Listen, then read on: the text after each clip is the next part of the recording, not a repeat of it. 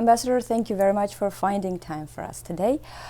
You just returned from St. Petersburg where the meeting... Siz Sankt-Peterburqdan yeni dönmüsünüz. Orada Azərbaycan və Ermənistan prezidentlərinin görüşü baş tutub. Tərəflər hər hansı ciddi irəliləyiş əldə etdimi? Hazırki vəziyyəti nəzərə alaraq münaqişə zonasında sülhün təmin edilməsi mümkündürmü? To guarantee the peace along the line of contact. First of all, let me thank you for the opportunity to do this with you and to be the person that you interview. As you know, I'm just back from the summit in St. Petersburg. We had a summit in May in Vienna, hosted by Secretary... Bildiyiniz kimi mən Sankt-Peterburqda keçirilən sammitdən yenicə qayıtmışam. Bundan öncəki sammit may ayında dövlət katibi John Kerry'nin təşəbbüsü ilə Viyanada keçirilib. Hər iki sammitdə müsbət irəliləyişlər əldə olunub və həll yolunda müsbət addımlar atılıb. Bu da bizim hər birimizin istədiyi bir şeydir. Münaqişəni prezidentlərin bir və ya iki görüşü ilə həll etmək mümkün olmayacaq. Amma bəzi irəliləyişlər əldə olunur. Bu sammitləri davam etdirmək vacibdir. Başa düşmək lazımdır ki, prezidentlər danışıqlar prosesinə sadiqdirlər. Onlar atəşkəsə sadiqdirlər. Çünki Azərbaycan-Ermənistan sərhədində sabitliyin olması bizim irəliləyiş əldə etməyimizə əlverişli mühit yaradır. Mən deyə bilərəm ki, ümumilikdə tərəflər Viyana sammitindən bəri atəşkəsə riayət edib. Prezidentlər danışıqların davam etdirilməsi üçün lazım olan sabitliyin təmin olunması məqsədi ilə etimadın möhkəmləndirilməsinə sadiqdirlər. Ən əsası isə hər iki tərəf ATƏT-in missiyasının genişləndirilməsini dəstəkləyir. Viyanada dəqiq detallar üzərində razılaşmada ləngimələr oldu. Mən tərəfləri razılıq əldə etməyə və ATƏT-in missiyasının genişləndirilməsinə çağırıram. Hər iki sammitdə ATƏT-in vasitəçiliyi ilə istintaq araşdırma mexanizmi ilə bağlı müzakirələr oldu. Biz hər iki tərəf üçün təkliflər üzərində işləməliyik. Bununla bərabər isə həll yolu ilə bağlı əsas məsələləri əhatə edən əsaslı danışıqlar olmalıdır. Qeyd etməliyəm ki, prezidentlər bəzi mühüm təklifləri müzakirə edirlər. Təbii ki, bu təkliflər üzərində fikir ayrılıqları da olur. Onsuz da biz tam razılıq gözləmirik. Amma hər iki tərəf, hər iki prezident bu təkliflər üzərində birgə işləməyə razılıq verib. Və əlbəttə ki, münaqişənin sülh yolu ilə həll olması üçün biz bu danışıqların davamını görmək istəyirik. On the precise details, I would urge the sides to agree and allow the expansion of the mission to move forward.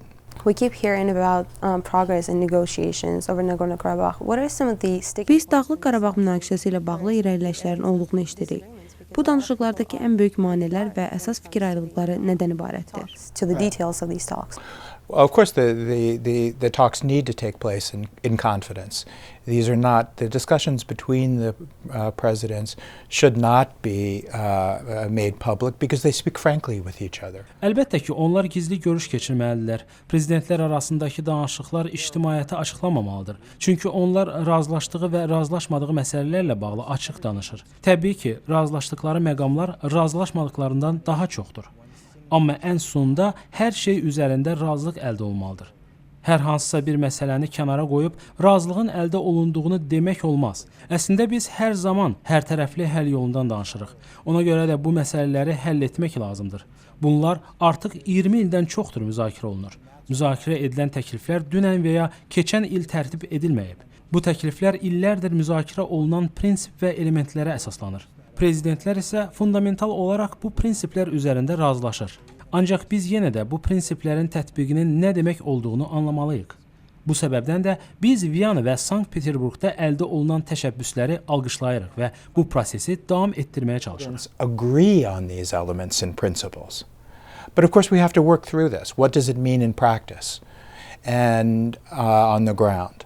And so that's what we're trying to do, and we welcome very much the initiatives taken first in Vienna and then just recently in St. Petersburg as moving this process forward in a way that's very helpful.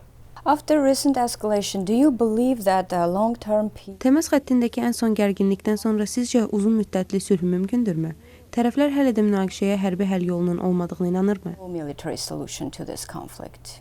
Absolutely. They wouldn't be talking to each other if they believed that if they didn't believe it was possible to reach a negotiated settlement. Əlbəttə, əgər onlar münaqişənin sülh yolu ilə həllinə inanmasalar, bu görüşləri keçirməzdilər. Hər iki prezident səmimi niyyətlərini sərgiləyir və bir nəticə əldə etmək istəyir. Onlar məsələnin hərb yolu ilə həll olmayacağını anlayır. Müharibənin başlanması region üçün faciə ola bilər. Nə qədər çətin olsa da, biz danışıqları davam etdirmək və bu yolda irəliləyiş əldə etmək istəyirik. İndi bunu etməyin tam zamanıdır. Çünki həm Ermənistan, həm Azərbaycan prezidenti münaqişənin danışıq yolu ilə həllini və sülh istəyir. Vəziyyət 1, 2 və ya 5 il sonra yaxşılaşmayacaq. Əslində, təmas xəttində vəziyyət getdikcə daha da təhlükəli olmağa başlayır. Orada indi daha çox ağır silahlar, raketlər yerləşdirilib. Daha çox insan həlak olur. Hətta münaqişənin geniş miqyaslı müharibəyə çevrilmə riski də var. Biz isə bunun qarşısını almaq istəyirik. Fikrimcə isə razılıq əldə etməklə biz regiondakı insanların layiq olduğu sülh və firavanlığa nail ola bilərik. That could lead to a wider conflict. This is what we want to avoid. We'd like to talk about the escalation, the recent escalation that took place. Biraz da aprel ayında münaqişənin qızışmasından danışmaq istəyərdik. Toqquşma baş verəndə hər iki prezident Vaşinqtonda idi. Sizcə təmas xəttində gərginliyin artmasına nə səbəb oldu? So the sudden surge of violence on the contact line. I don't think we know. As much as we would like to be able to identify how this came about, it's not possible. Məncə biz bunu bilmirik. Nə qədər bilmək istəsək də bu mümkün deyil. Bizim Azərbaycan-Ermənistan sərhədində bunu müəyyən edəcək adamlarımız yoxdur. Daha öncə qeyd etdiyim istintaq mexanizmi bizə yardım edə bilər. Amma yenə də səbəbi tapmaq çox çətindir. Səbəbdən fərqli olaraq isə biz nəticələri bilirik. Yüzlərlə insan öldü. Günahsız insanlar bunun təsirinə məruz qaldı. Gərginliyin artması nəticəsində təkcə əskərlər ölmədi. Bir çox günahsız kişi, qadın və uşaq da öldü. Amma mayın 16-sında qüvvəyə minən atəşkəsə riayət olunur və biz bunun davam etməsini istəyirik.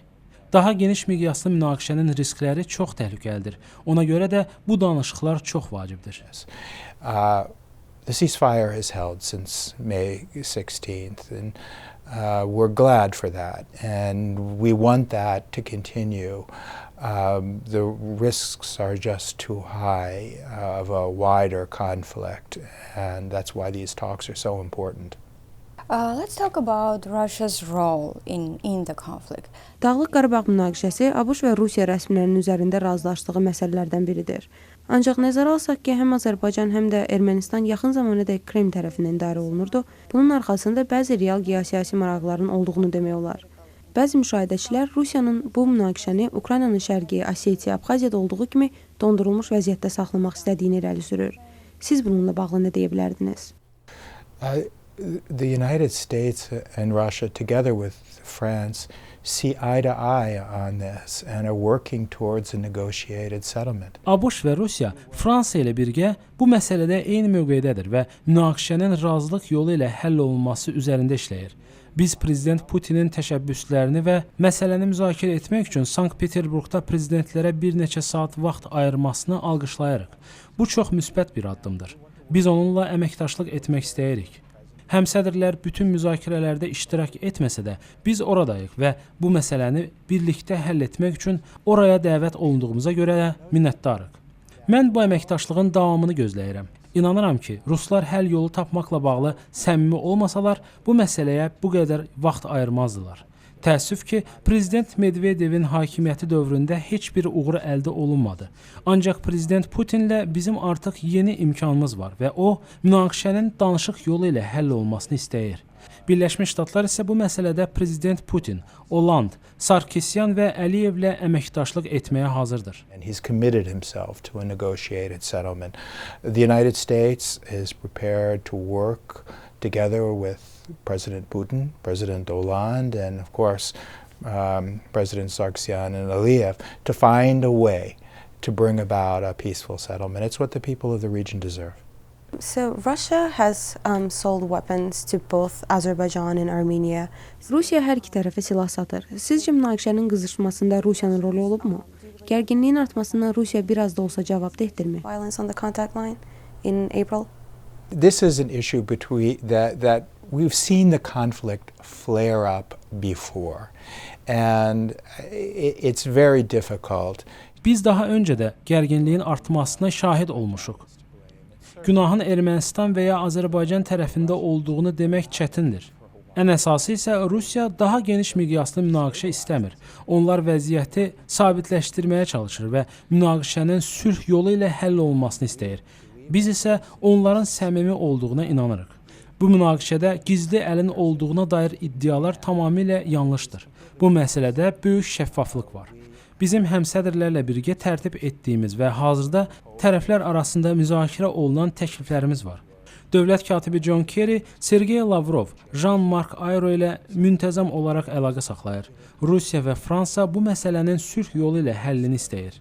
Biz hamımız apreldə yaşanan gərginliyi geriləmə kimi qiymətləndiririk və bu səbəbdən də münaqişənin danışıq yolu ilə həll olunması üçün səylərimizi 2 qat artırırıq. Outcome, and we all look at the conflict that broke out on April 2nd as being a setback, and that's why we're redoubling our efforts now to find a negotiated settlement. Is there going to be a follow-up meeting? Prezidentlər arasında yenidən görüş keçiriləcəkmi? Hər hansı ilkin razılaşmalar əldə olunubmu? Olunubsa növbəti addımlar nələrdən ibarətdir? Steps in negotiation. Well, we hope there will be another meeting between the presidents, but we don't have a date in place. It's up to them. Ümid edirik ki, prezidentlər arasında yenidən görüş baş tutacaq, amma hələ dəqiq vaxt təyin olunmayıb. Bu qərar onlardan asılıdır. Biz sadəcə görüşün baş tutmasına yardım etmək üçün hazır gözləyirik. Bilirəm ki, dövlət katibi John Kerry, eləcə də Xarici İşlər naziri Lavrov və Ayrault da buna hazırdır. Ümid edirik ki, onlar yaxın zamanda görüşəcəklər. Çünki hazırda buna imkan var. Biz Viyana və Sankt-Peterburqda bunun şahidi olduq. Prezidentlərin müzakirə etdiyi təkliflər var və biz bu imkanı dəyərləndirmək istəyirik. Bu müzakirələrin davamını gözləyirik. Çətinliklərin olduğu düzdür, amma bir nəticə əldə etmək üçün bunu davam etdirmək lazımdır. Prezidentlər görüşməlidir. Biz bu görüşləri diqqətlə təşkil etməliyik. Fikrimcə bu danışıqlar Azərbaycan və Ermənistan xalqını ruhlandırmalıdır. Onlar bu münaqişədə gizli əl axtarmamalıdır və bilməlidir ki, biz münaqişənin hər iki ölkənin maraqlarına xidmət edəcək danışıq yolu ilə həll olunmasına çalışırıq. They should not see a hidden hand here. They should not believe that there is a different agenda. Because what we're seeking, finally, is a negotiated settlement in the interests of the people of both countries.